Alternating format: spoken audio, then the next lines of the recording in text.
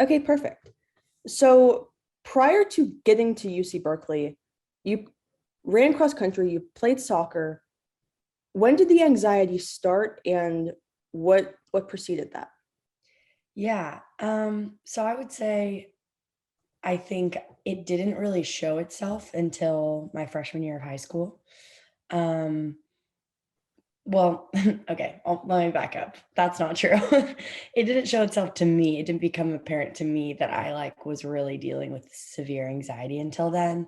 I think it was pretty clear to my mom before then that I was, she called it, I was just wound a little tighter than most kids. Like sixth grade, I went to a school that was fourth through sixth grade. And I don't know, I guess I was a little bit anxious at that point. And she was like, like she's a big runner. She's like, how about we ask the junior high school if you can run with their team? Because I think it might just be a good way for you to channel your energy. And I don't know, I was a little sixth grader. I was like, okay, sure, that sounds good.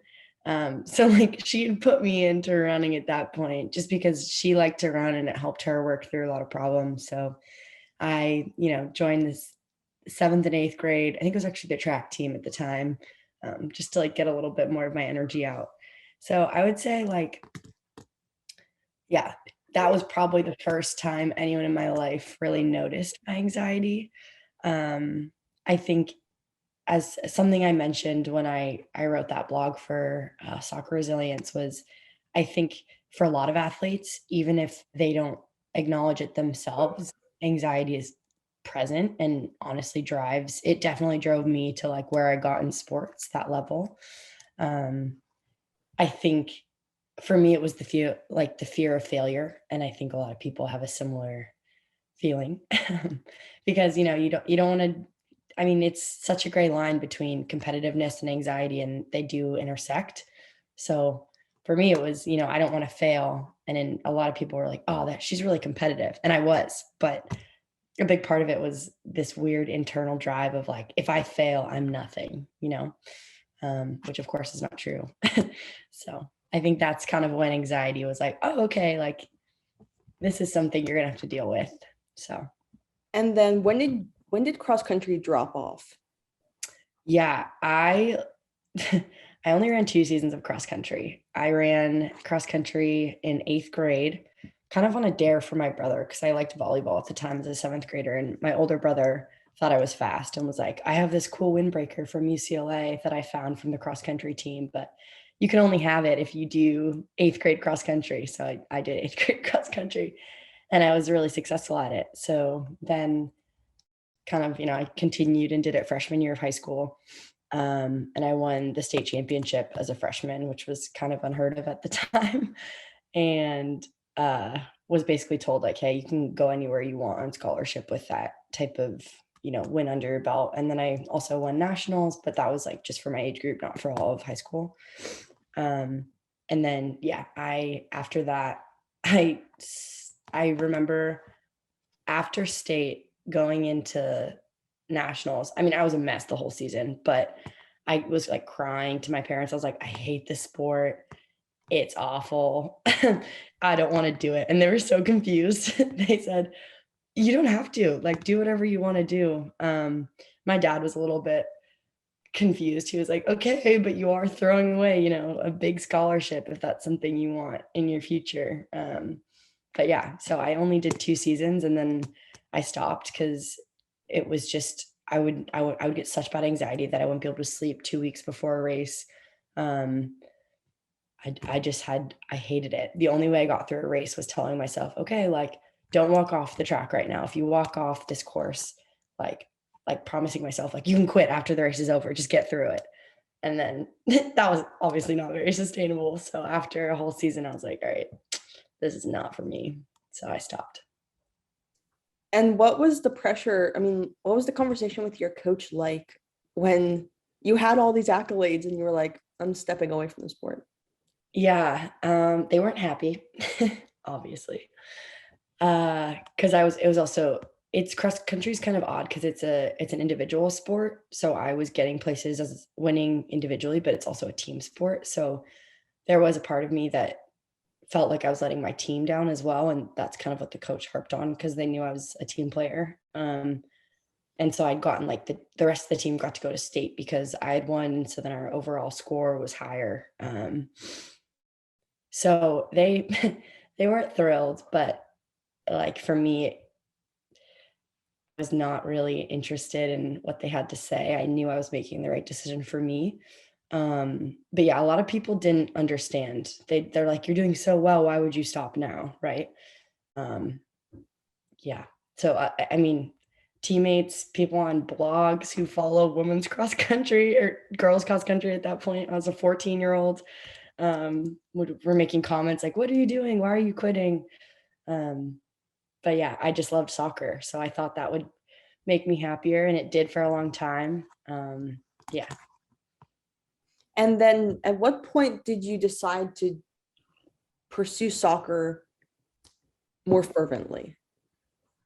Yeah, I had always played. I'd played since I was 4 years old. And in my mind, I was always going to play soccer in college and then go play professionally, like, every little kid's dream. So that was just kind of, I don't know if I was overly confident, but I always had that idea in mind. I never like switched to an ECNL team or anything like that. I played on my same local club team for 10 years, but I started talking to college coaches freshman year.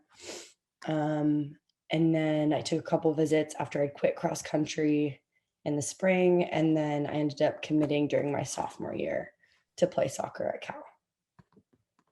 So that's only about 2 hours away from your house. Where else were you being recruited? Yeah, the other like school I was really considering was Georgetown, which was very far. Very far away. Yes, but it was, you're told in 8th grade to make this list of your dream schools, and looking back, they're so arbitrary. It's like, oh, like DC seems like a cool place. Let me think about going there. But I did really like Georgetown, and I took a visit there, and the coach was amazing. The girls were really great. And I was pretty much ready to commit to them. And then Cal came back, and they had heard that Georgetown was recruiting me, and they're like similar level programs. And my eventually my former college coach at the time, like potential college coach, called me and was like, "We really want you. We really think like, you're a good fit for Cal." And convinced me to change my mind. Also, Cal had always been, just for context, a dream school of mine. Both my parents went there. It was, we grew up going to Cal football games and Cal soccer games. Alex Morgan, who, was my idol, went there. I went and saw a game with my mom and watched her play. So when they were recruiting me, it really felt like everything was falling into place. It was such a good fit for me, academically, like athletically, it seemed like it was a good fit. So that's kind of what helped me make my choice. Freshman year seems oddly early. Soccer's oddly early. They've tried to change some rules to make it earlier, or I mean, to make it later. Yeah, even from a coach's perspective, I've talked to, other coaches about this, and just in general, like, you recruit someone who's 14 years old or 15 years old, they're not done maturing, their body's going to change. They might not like soccer in 4 years. So it is a gamble, but that's just the way the sport is currently works to go to college. And then with the years of ODP that you played, I mean, where are your teammates now? Did they go to similar colleges like you? Yeah, for the most part, there was my club team. I was the only Pac-12 player on my team. Since then, we've had a couple other girls through our program that like went on to really big teams. From ODP, actually, one of my old teammates and friends, Taylor Korniak, just got her first cap with the national team, I which saw is that. cool. Yeah, yeah, we were thick as thieves doing just shenanigans on ODP trips together. Yeah, so there's people who've definitely, I mean, she's probably the example of someone who's gone the farthest. there are other people who, were like me and kind of stopped after college or played a year of professional. And then there are people who quit halfway through college because they were done with the sport. But yeah, I'm so happy for Taylor. That's such a cool, it's everyone's dream. So it's cool to watch her live it out. And then let's talk about once you got to Cal. Freshman year, you played all 21 games. You started two. What were your coaches saying to you at that point? Because you were new to campus, new to the program, Yeah, thrust into this position. I started at college early, actually. I graduated high school a semester early to get there, because I thought it was going to give me a leg up. My coach definitely not promised, maybe that's a strong word. He told me, he was like, we're going to get you on the national team. And I really believed him. In soccer, I mean, I still love playing to this day. It's so fun. It was the only thing that mattered to me at the time. I was willing to forego my senior year of high school because I just wanted to get there and, get my leg in. So I'd been there for a semester, and freshman year, looking back, I'm like, wow, I did pretty well as a freshman. At the time, I was like, oh, I'm not playing enough. I'm not, contributing enough. So but I did, I always like got into the games. It seemed like I was going to be like a player, like they were trying to give me experience so that I could play more as time went on. Truthfully, I look back and I don't really know when it switched away from we're investing in Maggie as a player to we really don't want Maggie on this team anymore. But there was probably halfway through sophomore year is when it happened. Yeah. So freshman year, I was, an anxious little freshman, and all the older girls, because I learned through questions. So I'm always someone who's just asking. And apparently that rubbed my coach the wrong way. So I did get wind of that freshman year of like, hey, you can't ask questions. He's thinking you're questioning his authority. So I learned, I was like, okay, I'm not going to do that. I'm just going to nod my head and smile and then go and ask someone else when I have a question. But it was like a weird feedback moment where before I'd always, in ODP and in club soccer all those years, I'd gotten those, player like conferences where my coaches would be like, oh, you're so coachable. Like all you want to do is learn. And we love that about you. So it was kind of a moment where I was like, huh, okay, I guess this is a bad trait. So I kind of tried to stop doing that. Yeah, but freshman year was like, I think probably pretty typical for most freshmen. And then sophomore year, played 19, started six. Seems like you're getting more starting time, but less games overall. I mean, was that when the switch was kind of happening? Yeah, I think so. I couldn't, give you a concrete date of like this is when it switched. Um, I would say like that's when I started having meetings that were worse. So we always had these individual meetings with our coach, and I'd go in and I'd come out crying like every time. And every time I'd come out, I'd have this one time, some of my older friends saw me come out and I was a mess, and they were like, are you okay? And I just like started bawling. I was like, no, like I'm a terrible person. I guess everything I'm doing is wrong. And they just started laughing. And I was like, why are you laughing at me? And they're like, oh, because you had your first really bad meeting with Neil. Like everyone has those meetings. And I was like, wait, what are you talking about? And they're like, oh yeah, like he's just messing with you mentally. Like, do you feel like you're the worst person and that you need to like go change everything about yourself because you made a bad pass? I was like, yes. They're like, oh yeah, welcome to the club, essentially. And I was like, I don't know if I want to be in this club. So yeah, I think it became more of, I don't know if it was initially to try and make me a tougher person mentally. Um, but it was much more of like the mind games, you know, if you say the wrong thing at practice, you're not going to get the start. And he tried to pit us against each other. Me and this girl who are actually still friends, um, were like pitted against each other as the outside left backs. Um, and we're like, okay, this is silly. I have nothing against you personally, but I guess we are fighting for this position. So And then do you think that coaches focusing on competition, like your coach was is detrimental to the athletes? Or do you think that there's a silver lining? Um, I think at like performance wise, it was detrimental to me. If you look at our past record, we never go past the first round traditionally. Like that's all we ever achieve.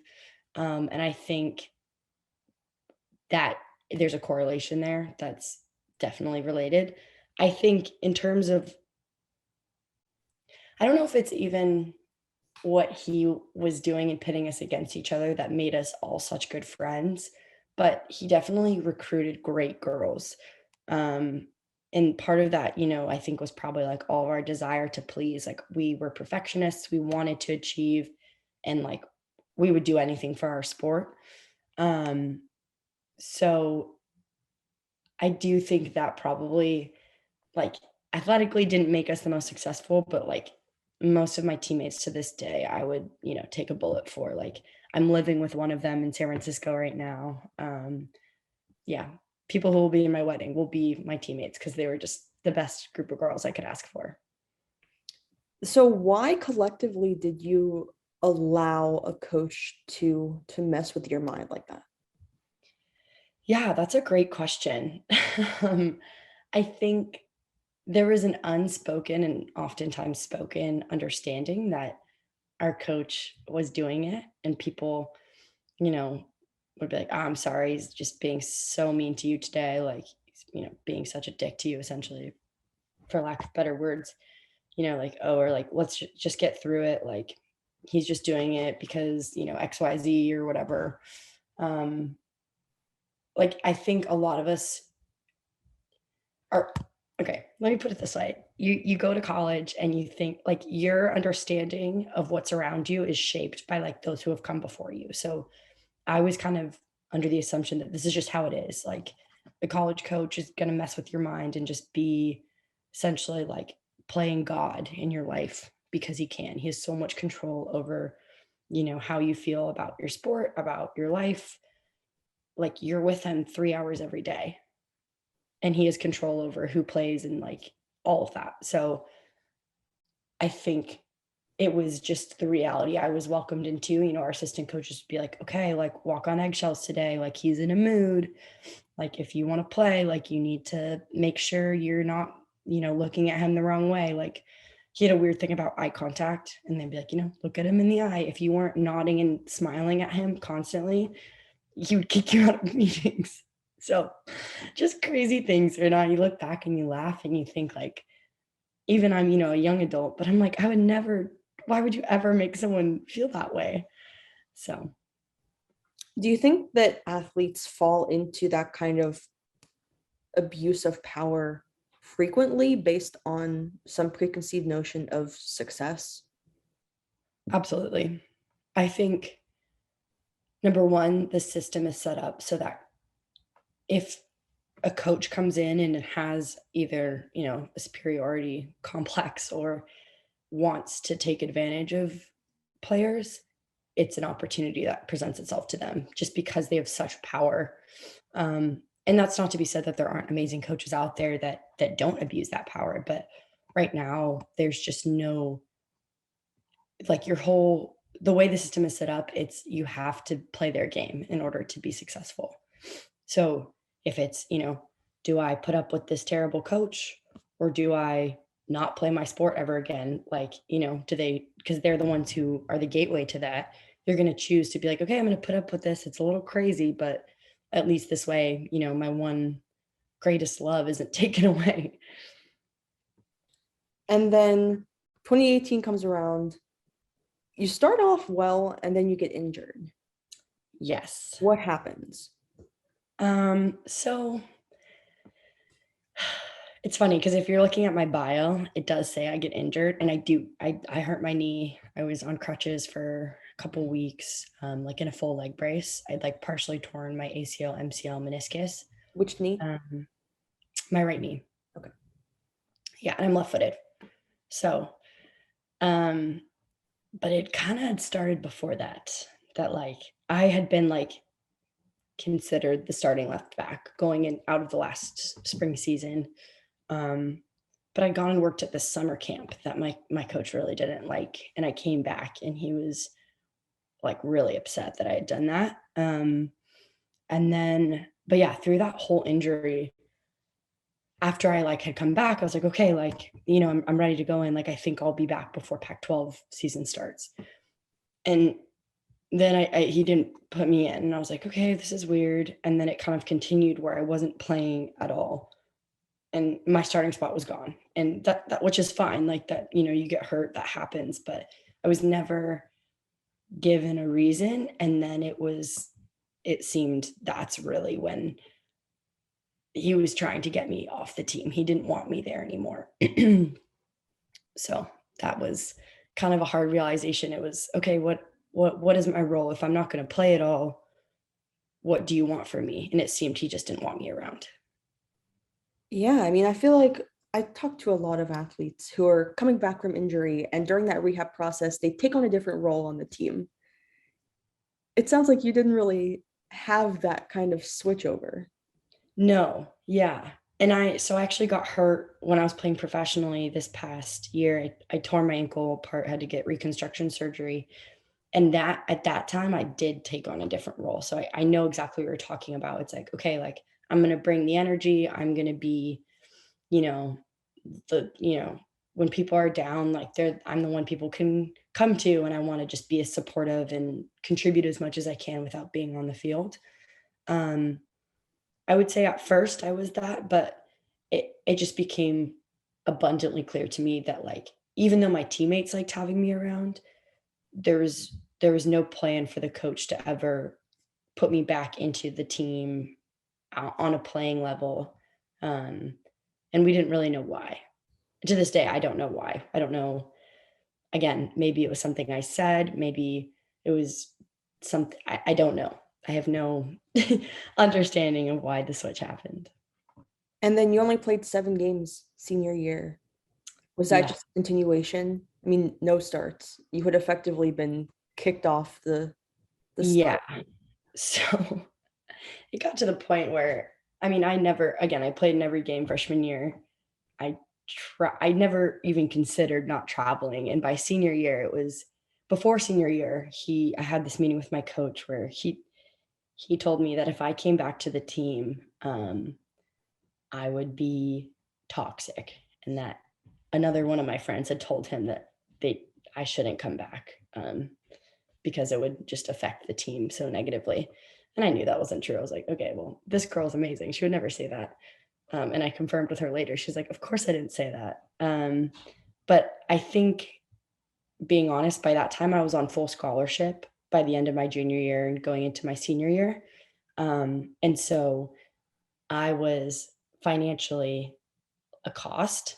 And since he had no plan of using me on the field, he was doing his best to get me to quit, because if a player quits, then their scholarship goes back into the monetary pot that the coach has power over to allocate to other people. And there'd been a history on my team of him getting players to do that. So I'm guessing that's why he was like, after junior year, like, we don't want her around. We're going to get her to, quit the team so I can use that scholarship to allocate to someone else. So yeah, senior year, he wouldn't travel me. One time, apparently, because I said good morning to him in the wrong tone, which is just an absurd reason. Players would come back who had like been training professionally and be like, so you're not going on the travel trip? I was like, I guess not. And they would just start laughing, because when they had been on the team, I was like a contributing factor. And nothing had changed for me. I think by senior year, I'd come to terms with the fact that like he hated me and that was okay. And I had to be okay with the fact that like I just wanted to play soccer and enjoy it. Um, so I was playing some of the best soccer I'd played because I was playing freely. I wasn't under the constant scrutiny of you made the wrong pass or whatever. So it was an odd senior year for sure. It was kind of like like he would always rip into me during practice. When things would go wrong, I was treated like a sub. He didn't start me on senior day, despite that being, a tradition. He just found a reason to be like, oh, I'm not going to start you. started all the other seniors. I was like, okay, congrats, you win, So, and I would always, get little nods from players on the team, like, hey, like, it's okay. Like, we're here for you. So it was an odd dynamic for sure. And was anyone else getting treated similarly? Yeah. It would typically be, this was like a very normal thing to happen. There'd be a couple girls every year on the team that were treated poorly. Um, Mine was particularly bad. I think my freshman year, there were a couple girls that like had issues with him, but it was nothing like to the point where it made people uncomfortable. Like I had freshmen who would text me and be like, that made me uncomfortable what he did to you at practice. Like, I'm so sorry. And there was one other girl that had it pretty bad. And everyone, like, he just wasn't like, everyone would have, he would be particularly mean to someone one day. And then off the field, I think what made this okay to a lot of people is he's very charming and, is seems very invested in you as a person, like wants to help people get internships and do stuff like that, which is again why I think the administration did nothing to get rid of him, is because they're like, oh, he's a great person, but like that's just just not true. Like he makes people feel so bad on purpose. Yeah. I mean, I feel like now is a time where all of these female athletes are coming out against male coaches who are practicing toxic coaching philosophies. Would you consider your team one of them? Absolutely. I mean, both in terms of like it's toxic, that's 100%, and then also like there was a group of people, multiple groups of people who came forward to the administration with their story. And I mean, I'm just so disappointed because I believed in our athletic director. He seemed like a good guy, and we told him these things that happened, and him and this other administrator told us like, we've never heard this is so shocking. But turns out over the past 10 years of him being there, like people have come forward and been like, this is not okay. But a it's a emotional and mental abuse is a hard line to walk, because a lot of people in the athletic community think, oh, they're just being weak, they're being like soft, when they should just learn to be harder. um, and that's hard. That's something even I deal with to this day. Like I tell my story and I get a little bit anxious, or like I start to gaslight myself. I'm like, did this really happen to me? Like, am I just making all of this up? Um, but it's not like, physical abuse where you're like, oh, I have a bruise on my arm. But like I still wake up in the middle of the night with like, or not wake up in the middle of the night, but I wake up in the morning with nightmares of like being late to practice and being kicked out of practice and being like yelled at by my coach and stuff like that. And to a certain extent, that's trauma, right? And of course, like there's different levels of it. And I would say this is somewhat of like a lower level. Don't But minimize what you're going through, though. yeah, see, come on. But it's something that it's hard. And then it's hard to really monetize, or like not monetize, but put a number on, as like how bad it is and how much it hurts people. So it's different for sure, but it's something that exists. And like I know especially one other girl and a lot of other girls who've felt this way, and it's nothing, you feel guilty coming forward with it and like sharing it with other people. And you also feel like other people, okay, again, this is probably just my anxiety talking, but you feel like other people are like judging you behind your back for saying anything at all. But it's the amount of people through CACE that I've helped with my brother is this. We've helped over 100 people now, and some of it's transfer advice, but a lot of it is like people who have suffered things like this, and giving them the tools to be like, okay, here's your options, here are your rights, you're not alone, like this is something I've experienced, and just know that like you're not crazy. So you see the timer ticking down. Once it goes down to 0, this Zoom will end. Just click on the link that got you to this Zoom. It'll reset the timer and we can continue talking. Okay. I have a couple questions left. Okay. Talking about that banding together of teammates to approach the athletic department, was that your first experience working with compliance? Sort of. I had talked to compliance, a couple people in compliance several other times. There was one, like our team administrator had in the past, a girl had come forward to him, and I forget if she had said what Neil had been doing. Something had happened, and immediately the next day, it was before my time, so this is from her that I heard this. He knew and was, basically they were in cahoots. There's no other good way to put this, that the team administrator, nothing you said to him was confidential. So I knew not to go to him, but I talked to one other person in compliance before about, like, either money things or like dancing around the idea of transferring. And some of that information got back to my coach, but essentially, like, I just stayed away from them and like what I really needed. But yeah, so when I went to compliance, that was like my first time sitting down with an administrator and having like a conversation about someone that I needed to be confidential. Why were you thinking of transferring? Well, because this had happened. Right. But was there like one certain thing that pushed you toward leaving? um, I mean, obviously the entire atmosphere was not conducive to winning, but was there one situation that pushed you into that I need to get out and go somewhere else? yeah, I think so. I was considering end of my sophomore year transferring just because the emotional abuse had started at that point, and it was very much not a healthy environment that I was in. Um, there was one time when I don't know, we lost a spring game and I was frustrated. I think this was even freshman year.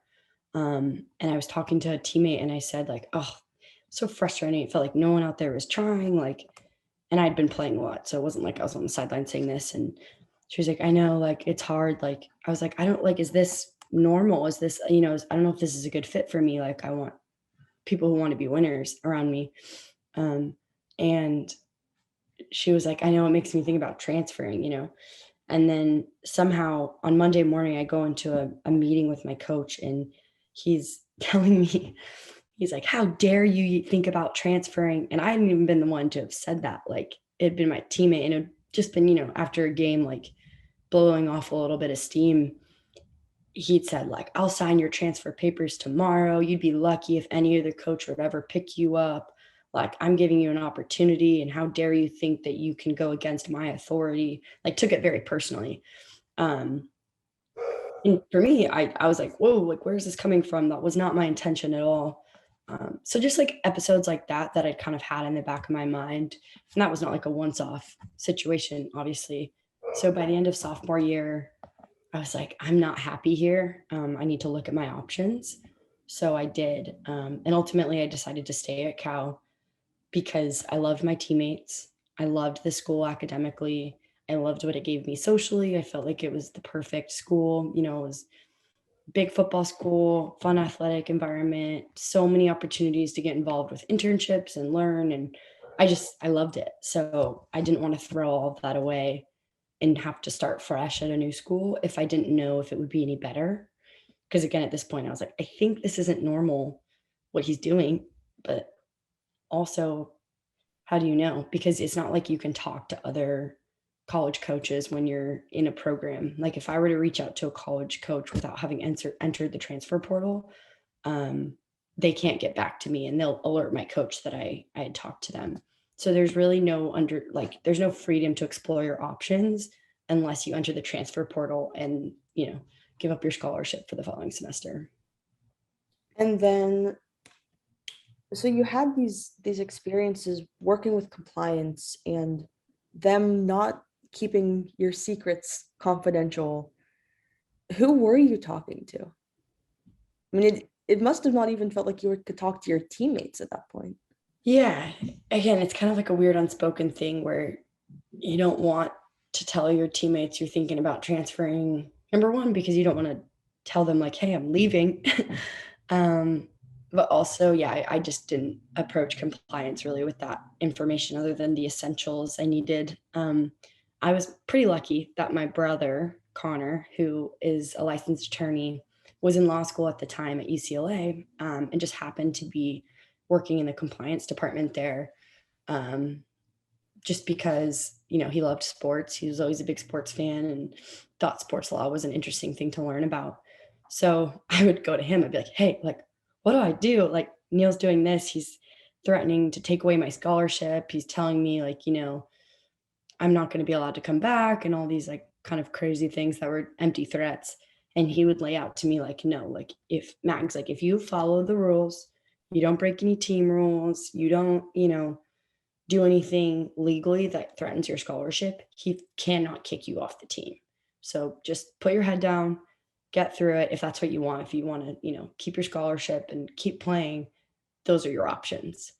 Um, when I was thinking about transferring, he also helped walk me through that. Like, don't don't enter the transfer portal unless you're sure you want to transfer. Because when you do that, again, you trigger a bunch of different things that essentially, whenever you've alerted the compliance department and then by proxy your coach that you want to transfer, they can remove your scholarship for the remainder of your career starting the next semester, which of course is not something you want to happen.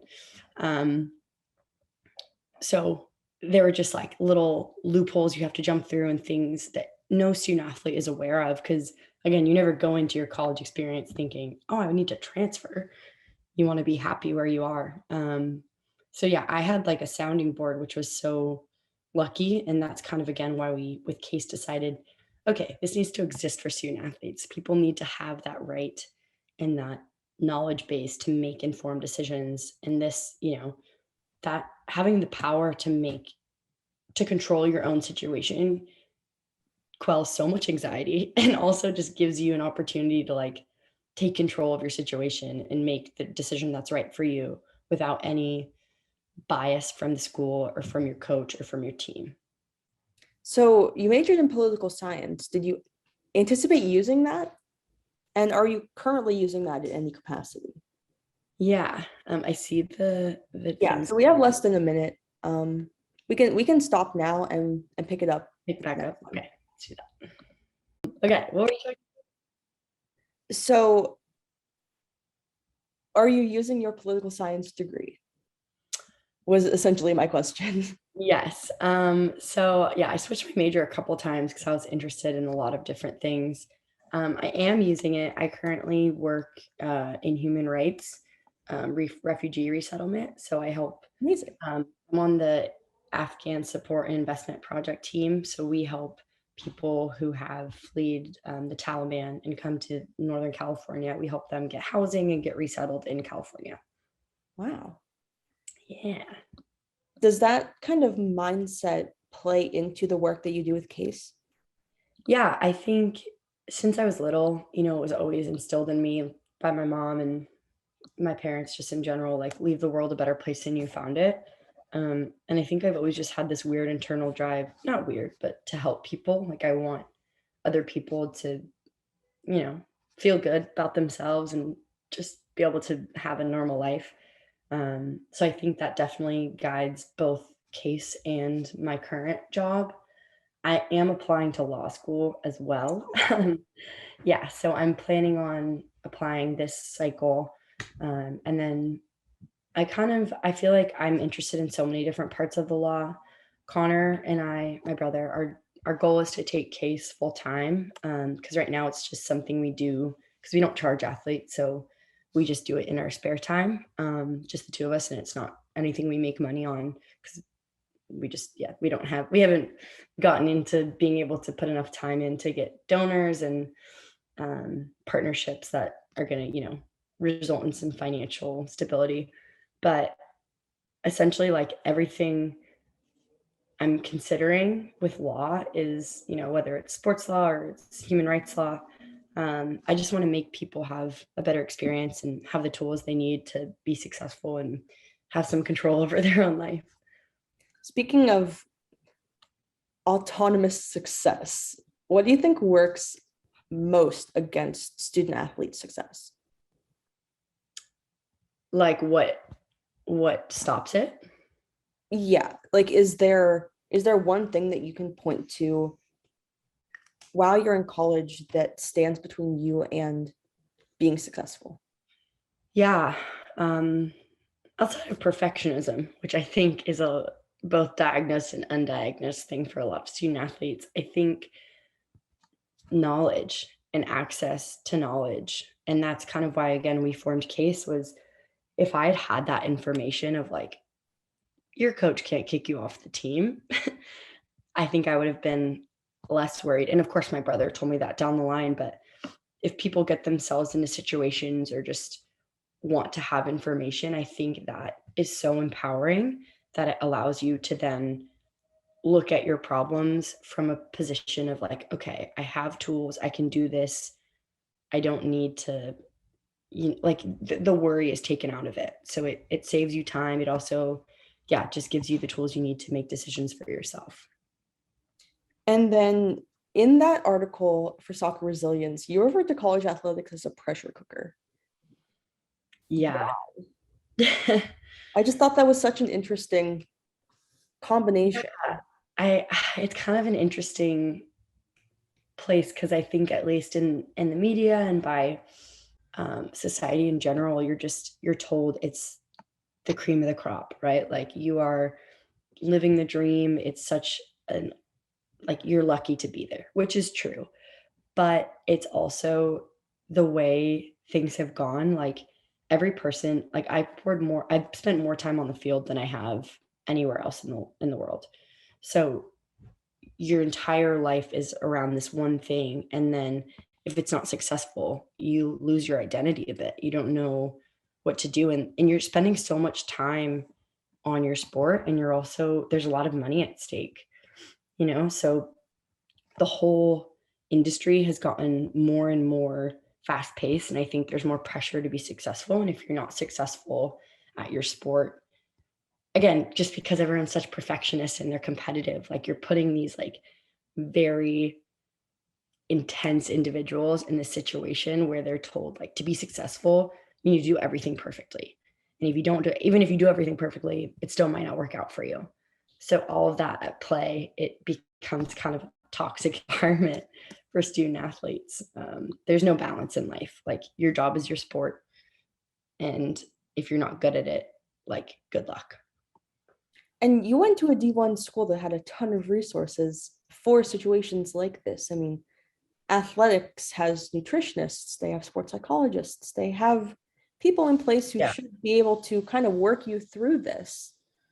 Why We did didn't you have feel psychology, so alone? but yeah, the again, like I think part of it is what's portrayed on the outside is not always necessarily true on the inside. Like, sure, it seems like we have all of those resources, but we didn't have a sports psychologist. The only time our team worked with a sports psychologist was after our coach had gotten in trouble for doing some like pretty crazy things. Like, he made us go out and run in the rain for like an hour, and like people were like fainting on the field and stuff. But or maybe they're fainting in the locker room, whatever. Anyway, stuff that was just like a little bit out of there. So I think compliance. That's pretty Yeah, crazy. yeah, it was weird.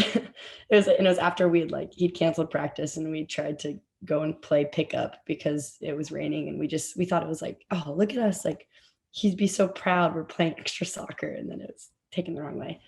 But essentially we started working with a psychologist, but it was like because of like things he had done, it wasn't like we had a one-on-one or a one-on-one person we could go to and talk about like our own things. It was like it was group sessions where like we would do personality profiles and then that information would be sent to our coaches. But it almost felt like that was giving them more information about our personalities. And it wasn't really something we had access to, like as like if you think about like traditional cognitive therapy or like a resource. But yeah, you would think like at a D1 school, you have all these resources. But again, I think because they're all employed by the school, their job is to protect the school. Like there's nothing really there. Although they want their athletes to appear to be doing well, there's less there to help them do well unless it's in an athletic or an academic setting. Because to be fair, we had a ton of academic resources. We had tutoring, we had academic advisors. And again, and maybe this is me just being a little bit of a pessimist, I feel like that is so that it reflects well on the school. And it was less about actually helping student athletes. Yeah. So then you graduate and you play overseas. Yeah. What was your mindset after going through 4 seasons of soccer that just didn't work for you? I mean, what happened in Germany? Yeah. So I played in Denmark and Germany. I just since I was 5 years old have always wanted to play soccer professionally, like written on my little or like, what do you want to be when you grow up? In kindergarten, I put a professional soccer player.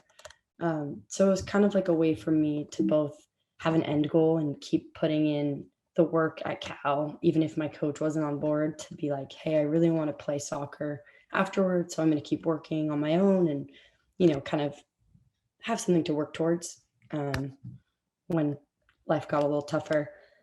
So I did. It was an interesting experience. I would say it was like less professional than like what I experienced at Cal.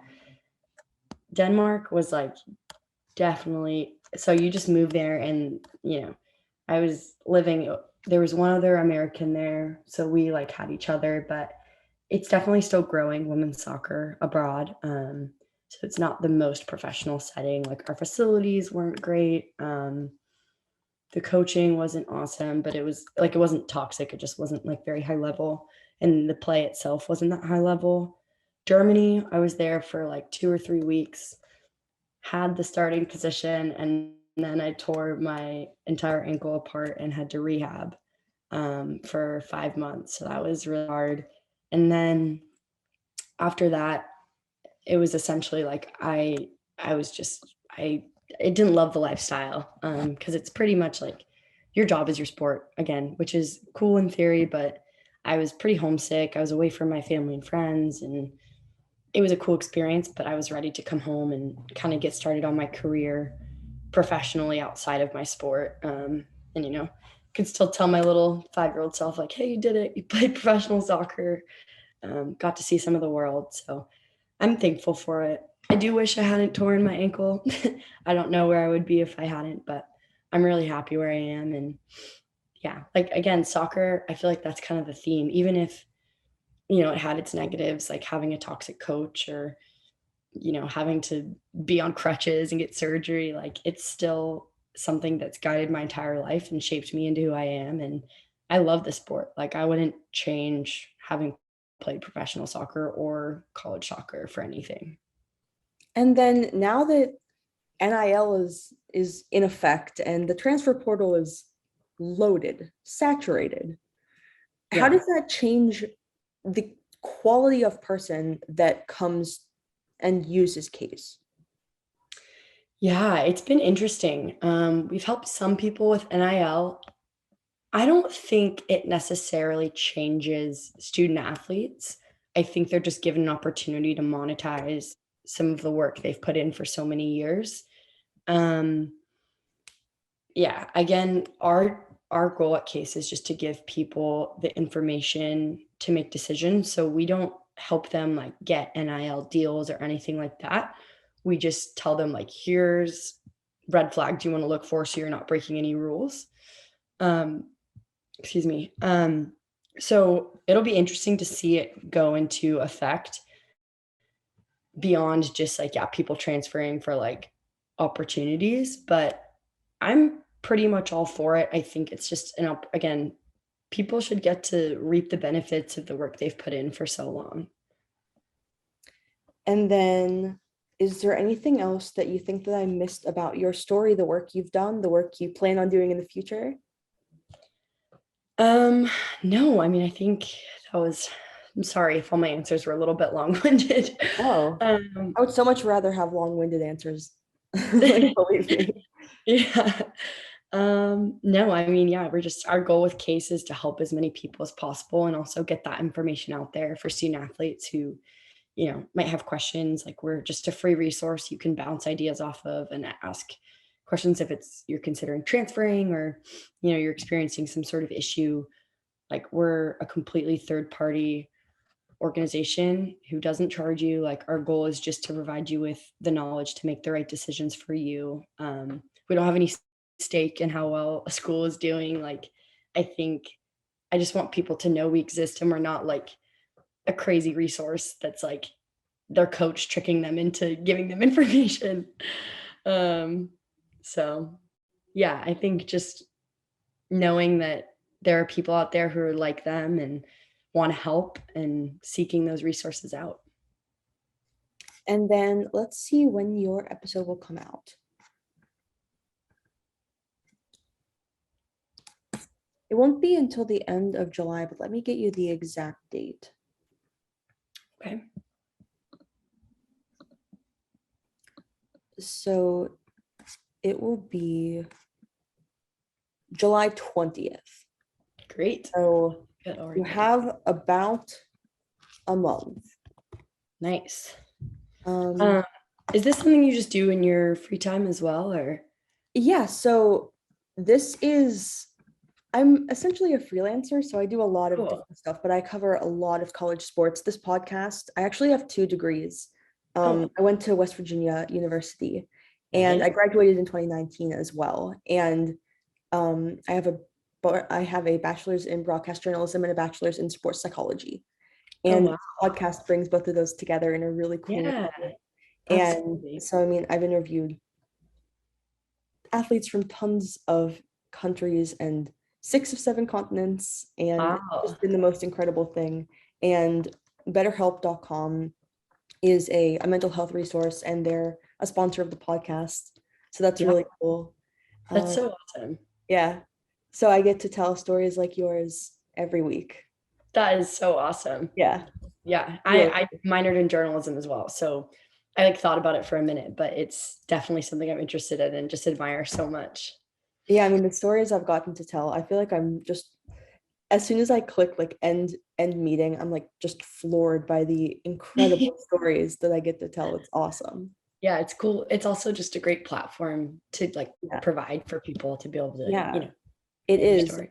And especially add-on sponsors who specialize in mental health resources, and it becomes more than a storytelling platform. And that's what I really want to build it into. Like, I want to do this for the rest of my life and tell these stories forever, because I don't think Yeah, there will ever be a time when we don't need them.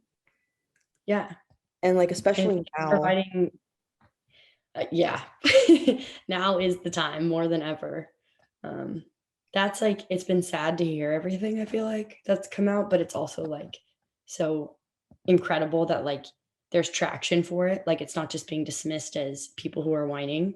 And Yeah. so, hopefully change will come from it. So, Yeah, I mean, I talk to a lot of athletes who are in similar situations to you, who have had toxic coaches, and it has changed the trajectory of their lives, whether it's mentally or physically, or what they want to spend the rest of their life advocating for. It's really right. incredible. Yeah, I mean, I would love for CASE to be something I was able to do full time. It's so rewarding, Yeah. I mean, 100 athletes is a lot. significant. Yeah, it's cool to have like done that, and have that like number. Um, yeah, it's cool. Like, and it's also a cool way for my brother and I to like connect on something. And, both of us love sports so much, and he's always just been a big fan. But he also like I'm one of 5, and my 2 other sisters, my brother played club water polo, but they both played college athletics as well. So it's something that's like in our family and very much close to our hearts. So Where are the athletes coming from that you all do? across the board. So or like, what do you mean by that? Like, Like, how? just country, nation-wise, where are they, like what states are they coming from? How are they finding you? Yeah, so we do like a direct outreach campaign, and then also word of mouth and like through some of our sponsors. So we like how we do direct outreach is we have a organization, or we use that's not even true. We use the like student athlete directory for schools, and then like we look at like teams, like okay, like the soccer team has like we look at their names, and then we go to the student athlete or the student directories for the school, and we get their emails, and then we just email them directly. Tell them like, hey, like we're a resource. If you have any questions, like please feel free to reach out now or in the future. So it's kind of been like cold calling in that sense. And then also, yeah, as we've gotten a little bit more recognition and people are like, okay, this isn't a hoax, word of mouth and through sponsors, people have found us. That's really awesome. I love talking to people who are doing awesome work. It's so fun. Thank you. Yeah. If anything changes between now and the middle of July, send me an email. I can add it to the Okay. script. And do you have any other questions for me before we conclude? No, I don't. Then I will talk to you in a month.